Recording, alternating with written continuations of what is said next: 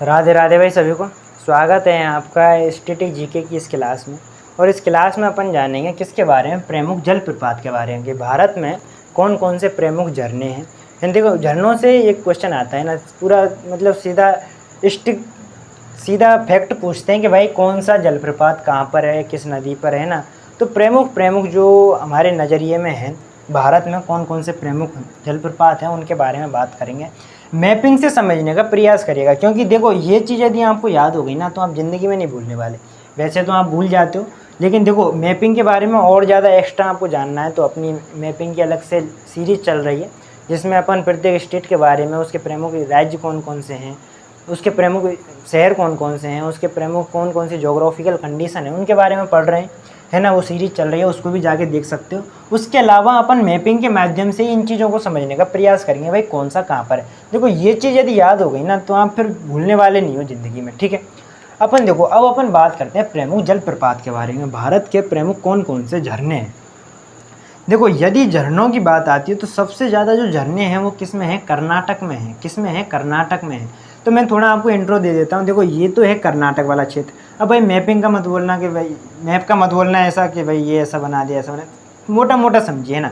ये कर्नाटक है, ये गोवा है, आप सबको पता है, ये मध्य प्रदेश है बीच में, ये छत्तीसगढ़ है और ये है झारखंड। ये मध्य प्रदेश, छत्तीसगढ़ और झारखंड, और ये है कर्नाटक, और इससे लगा हुआ है ये गोवा, और इधर कौन सा है, राजस्थान, ठीक है। इतनी सी चीज़ आपको याद हो गई। जो प्रमुख प्रमुख जो जलप्रपात हैं वो इन्हीं में है। सबसे इम्पोर्टेंट चीज़ ये है, देखो ज़्यादा कन्फ्यूज होना ही नहीं है ना। अब देखो समझने का प्रयास करिएगा। अपन झारखंड की बात, कर्नाटक की बात करते हैं, क्योंकि सबसे ज़्यादा जो जलप्रपात हैं वो कहाँ पर हैं, कर्नाटक में है, ठीक है। अब देखो मैंने जब कर्नाटक आपको पढ़ाया था तो उसमें बताया कि कर्नाटक की दो प्रमुख नदियाँ हैं। कौन सी है, एक तो यहाँ से कृष्णा नदी जाती है और एक यहाँ से कावेरी नदी निकलती है, जो कि ब्रह्मगिरी से निकलती है। और जो कृष्णा नदी है उसका उद्गम तो हालांकि वहाँ पर है महाराष्ट्र में, लेकिन वो उत्तरी कर्नाटक से होते हुए, तेलंगाना से होते हुए, आंध्र प्रदेश से फिर वो बंगाल की खाड़ी में गिर जाती है। ये चीज़ ध्यान रखनी है कि एक तो कृष्णा नदी इससे जाती है और एक कावेरी नदी, इसकी दो प्रमुख नदियाँ हैं। अब इधर क्या है, इधर है पश्चिमी घाट और इधर है पूर्वी घाट, है ना। अब देखो पश्चिमी घाट क्या थोड़ा ऊंचा है और जो पूर्वी घाट है वो थोड़ा नीचा है। अब ये जो ऊंचा वाला पार्ट है, अब ये ऊंचा वाला पार्ट या तो नदियाँ इधर की साइड जाएंगी या फिर नदियाँ इधर की साइड जाएंगी।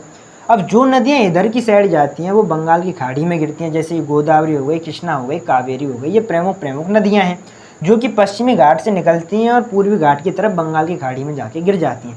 इस तरफ जो नदियाँ गिरती हैं वो क्या बनाती हैं, डेल्टा बनाती हैं, क्योंकि उनकी धीरे धीरे जाके स्पीड कम हो जाती है। लेकिन वहीं ये जो पूर्वी घाट है और जो नदियाँ इधर की साइड गिरती हैं वो डेल्टा नहीं बनाती हैं, वो बनाती हैं एस्चुरी। क्यों बनाती हैं, क्योंकि भाई जब देखो डिस्टेंस बहुत कम है, जो अपर्दन करके जो मिट्टी लाएगी वो सीधा ही उसको समुद्र में उड़ेल देगी, सीधा ही समुद्र में पटक देगी, जिसके कारण क्या है वो डेल्टा बन नहीं पाएगा। डेल्टा बनेगा कैसे, जो अवसाद जो है, जो मिट्टी लाई गई है नदी के द्वारा, उसी के माध्यम से तो बनता है डेल्टा। जब मिट्टी ही नहीं है उसको वो समुद्र में सीधा पटक दे, क्योंकि उसकी स्पीड ज़्यादा होती है, डिस्टेंस कम है, स्पीड ज़्यादा है। तो ये चीज़ अपने को ध्यान रखनी है। अब देखो ये जो पश्चिमी घाट है, इस पश्चिमी घाट से एक नदी निकलती है, कौन सी, यहाँ पर शरावती नदी। कौन सी है, शरावती नदी। और उस शरावती नदी के किनारे पर एक शहर है, एक वो प्रमुख जलप्रपात है अपना, कौन सा, उस जलप्रपात का नाम है अपना जोग जलप्रपात। क्या नाम है, जोग जलप्रपात। अब इसका नाम भी चेंज कर दिया, क्या रख दिया, महात्मा गांधी जलप्रपात। क्या नाम रख दिया, महात्मा गांधी जल, है ना। इसका ये कौन नाम रख देते हैं, गरसोप्पा। क्या नाम है, गरसोप्पा, है ना। तो ये भी इसको बोल देते हैं। तो जोग जलप्रपात, महात्मा गांधी जलप्रपात और जो गरसोप्पा जलप्रपात है कहाँ पर है, कर्नाटक में। किस नदी पर है, शरावती नदी पर है। कौन सी है, शरावती नदी। कौन सी है, शरावती नदी। जो नदी यहाँ से पश्चिमी घाट से निकल करके ये सीधी इसमें गिर जाती है और उसी पर ये बना हुआ है ना। तो इतनी सी चीज़ आपको ध्यान रखनी है। अब उसके बाद देखो ये ऊपर से कृष्णा नदी होके जा रही है। इस कृष्णा नदी की एक सहायक नदी है और उसका क्या नाम है, उसका नाम है घाट प्रवाह। क्या नाम है, घाट प्रवाह। तो यहाँ पर एक और जो कहें कि जलप्रपात बना हुआ है, कौन सी नदी है, घाट प्रवाह। क्या नाम है, घाट प्रवाह। कौन सी नदी है, घाट प्रवाह। और उस घाट प्रवाह पर क्या बना हुआ है, एक झरना बना हुआ, कौन सा, गोकल।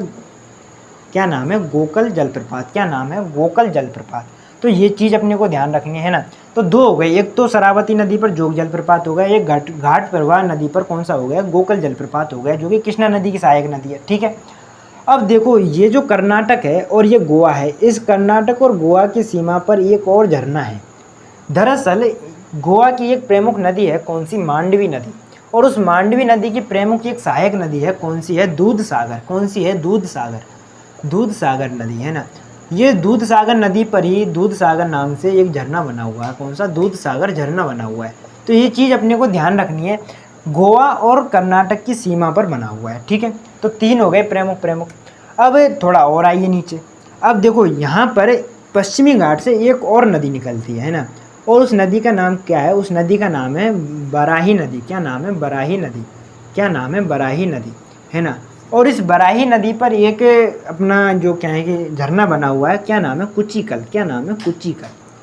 तो कुचिकल जलप्रपात कहाँ पर है? बराही नदी पर है। ये नदी अरब सागर में गिरती है ना, पश्चिमी घाट से निकलती है और अरब सागर में गिरती है। ये जो शरावती नदी है उसके नीचे है ना। ये ऊपर शरावती नदी हो गई, नीचे बराही नदी हो गई। शरावती नदी पर कौन सा हो गया? जोग जलप्रपात। और बराही नदी पर कौन सा हो गया? कुचिकल जलप्रपात। ठीक है, इतनी सी बात आई आपके समझ में। अब देखो यहाँ पर एक ब्रह्मगिरी पर्वत है। ब्रह्मगिरी पर्वत से यहाँ से कावेरी नदी निकलती है। कावेरी नदी निकलती है, उसके बाद तमिलनाडु में चली जाती है। इस कावेरी नदी के पास, इस कावेरी नदी पर एक झरना है, कौन सा? शिव समुद्रम। कौन सा? शिव समुद्रम। कौन सा है? शिव समुद्रम।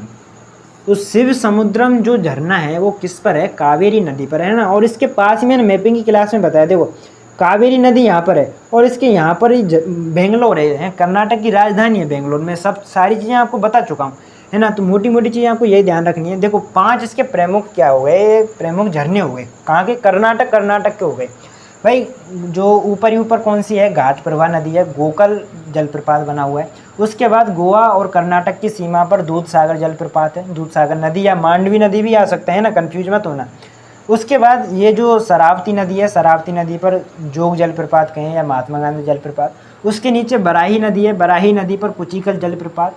और कावेरी नदी पर शिव समुद्रम जलप्रपात। तो ये जो 5 जलप्रपात है ना, ये आपको याद रखने, क्योंकि इनसे क्वेश्चन बनते है ना। और देखो इतने क्लियर रूप से ना आपको कोई नहीं बताएगा जितना मैंने मैपिंग के माध्यम से बताया भाई, कौन सा कहाँ पर। अब ये लोकेशन तो आपको भूलनी ही नहीं चाहिए, है ना। आप 2 बार इसको याद करो, अब याद करने की ज़रूरत ही नहीं है, आपके दिमाग में घुस जाएगी ये चीज़। ठीक है, अब देखो, अब अपन मध्य प्रदेश की बात करते हैं। और मध्य प्रदेश में मैंने आपको बताया है, मैपिंग की क्लास में ही बताया था कि यहाँ 2 पर्वत श्रृंखला है मेन। एक तो है विंध्याचल पर्वत और एक है सतपुड़ा पर्वत। अब विंध्याचल पर्वत और सतपुड़ा पर्वत के बीच में नर्मदा नदी बहती है। कौन सी? नर्मदा नदी बहती है ना। तो नर्मदा नदी इस तरीके से बहती हुई मध्य प्रदेश और उसके बाद गुजरात में चली जाती है ना। अब इस नर्मदा नदी पर 2 अपने झरने हैं। कौन कौन से हैं? देखो यहाँ पर मैंने आपको एक शहर बताया था, कौन सा? जबलपुर। और उस जबलपुर के पास में ही एक झरना है। उस झरने का क्या नाम है? उस झरने का नाम है कपिल धारा। क्या नाम है? कपिल धारा। क्या नाम है? कपिल धारा। क्या नाम है? कपिल धारा। तो ये चीज़ समझने की, अब आपसे पूछ ले भाई कपिल धारा जो जलप्रपात है किस नदी पर है? नर्मदा नदी पर है। किस नदी पर है? नर्मदा नदी पर है। तो ये चीज़ अपने को भूलनी नहीं है। ठीक है, इतनी सी बात है आपके समझ में आई। अब देखो नर्मदा नदी के यहाँ थोड़ा सा आगे और जाओगे तो एक और जलप्रपात आपको मिलेगा, किस पे? नर्मदा नदी पर। और उस दूसरे वाले का क्या नाम है? उस दूसरे वाले का नाम है धुआंधार जलप्रपात। क्या नाम है? धुआंधार जलप्रपात, है ना। कौन सा है? धुआंधार जलप्रपात। धुआंधार जलप्रपात, है ना। कहाँ पर है? ये जो नर्मदा नदी है, इसी नर्मदा नदी पर एक और बांध बना, एक और झरना है, कौन सा? धुआंधार जलप्रपात। तो इतनी सी चीज़ आपके समझ में आनी चाहिए कि भाई ये जो मध्य प्रदेश है, मध्य प्रदेश में 2 प्रमुख अपने झरने हैं। एक तो कपिल धारा हो गया और एक हो गया धुआंधार जलप्रपात, जो कि दोनों नर्मदा नदी पर है ना। कपिल धारा जो जलप्रपात है, इसके पास में एक शहर बताया था मैंने, कौन सा? जबलपुर। ठीक है, इतनी सी बात आपके समझ में आई, है ना। अब देखो यहाँ पर एक और आपको, ये कौन सा है? छत्तीसगढ़ है। और छत्तीसगढ़ का ये जो नीचे वाला पार्ट है, ये मैंने आपको मैपिंग की क्लास में बताया था, ये कौन सा है? बस्तर वाला क्षेत्र है। बस्तर में दरअसल 4 जिले आते हैं, है ना। कौन कौन से हैं? एक तो है दांतेवाड़ा, एक है कांकेरी, एक है जगदलपुर और एक है सुकमा। ये 4 जिले हैं जो मिलकर बस्तर का निर्माण करते हैं। और इस बस्तर में एक नदी बहती है। क्या नाम है उस नदी का? उस नदी का नाम है इंद्रावती। क्या नाम है? इंद्रावती। क्या नाम है? इंद्रावती। और उस नदी पर एक झरना है, कौन सा? चित्रकूट। कौन सा? चित्रकूट झरना। कौन सा है? चित्रकूट झरना। तो ये चीज़ अपने को याद रखनी है। ये बस्तर है, इस बस्तर में इंद्रावती नदी बहती है और इस पर एक झरना है, कौन सा? चित्रकूट झरना। कौन सा है? चित्रकूट झरना, ठीक है। अब इसके पास में ही एक और है, कौन सा? झारखंड। झारखंड में क्या है कि झारखंड में मैंने जब आपको दो प्रमुख नदियाँ बताई थी यहाँ की, एक तो है दामोदर नदी और एक है स्वर्णरेखा नदी। झारखंड की राजधानी रांची। रांची किस नदी के किनारे है? स्वर्णरेखा नदी के किनारे। और उस रांची के पास में ही देखो ये स्वर्णरेखा नदी है, यहाँ से फिर ये पश्चिम बंगाल में जाती है और फिर ये उड़ीसा में आके ये बंगाल की खाड़ी में चली जाती है।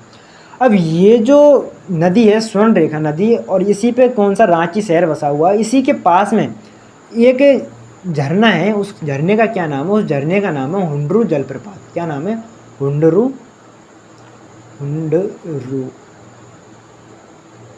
क्या नाम है? हुंडरू जलप्रपात। क्या नाम है? हुंडरू जलप्रपात, है ना। किस नदी पर है? स्वर्णरेखा नदी पर है। किस पर है? स्वर्णरेखा नदी पर है। कौन सी पे है? स्वर्णरेखा नदी पर। तो ये प्रमुख चीज़ें आ गई भाई झारखंड का आ गए। अब देखो ये मध्य प्रदेश है, इस मध्य प्रदेश से एक नदी निकलती है, कौन सी? चंबल। इसका एक जिला है, कौन सा? महू। और वहाँ पर जनापाव की पहाड़ियाँ हैं, वहाँ से एक नदी निकलती है, कौन सी? चंबल। वो चंबल नदी मध्य प्रदेश से होती है, फिर राजस्थान में जाती है, राजस्थान में फिर वो यूपी में जाती है, और यूपी में यमुना नदी जो इटावा के पास है उसमें वहाँ जाके मिल जाती है। अब इस चंबल नदी पर राजस्थान में एक झरना है, और उस झरने का क्या नाम है? चूलिया जलप्रपात। क्या नाम है? चूलिया जलप्रपात। क्या नाम है? चूलिया जलप्रपात। क्या नाम है? चूलिया जलप्रपात, है ना। तो ये देखो आपको कंफ्यूज होना ही नहीं है, ये प्रमुख जलप्रपात हैं भारत के, है ना। अपने झारखंड की बात की, कौन सा है? हुंडरू जलप्रपात, स्वर्णरेखा नदी पर है। मध्य प्रदेश में दो, नर्मदा नदी पर दो बने हुए हैं, कौन कौन से हैं? एक तो है कपिलधारा और एक है धुआंधार जलप्रपात। उसके बाद छत्तीसगढ़ में इंद्रावती नदी पर कौन सा? चित्रकूट, है ना। और जो राजस्थान में चंबल नदी पर कौन सा है? चूलिया जलप्रपात। और कर्नाटक की अपन बात कर चुके हैं, 5 प्रमुख हैं। कौन कौन से हैं? एक तो गोकुल हो गया, एक जोग जलप्रपात हो गया, एक शिव समुद्रम हो गया, एक कुचिकल हो गया, है ना। तो ये सारी चीज़ें हैं। तो आई थिंक ये चीज़ें आपके समझ में आई होंगी, है ना। देखो मोटे मोटे जितने भी जलप्रपात थे अपन ने कवर अप कर लिए मैपिंग के माध्यम से। यदि आप इस तरीके से पढ़ते हो ना तो फिर भूलने की गुंजाइश ही पैदा नहीं होती, ठीक है। तो आई थिंक ये प्रयास आपको पसंद आया होगा। आज के लिए इतना ही, धन्यवाद।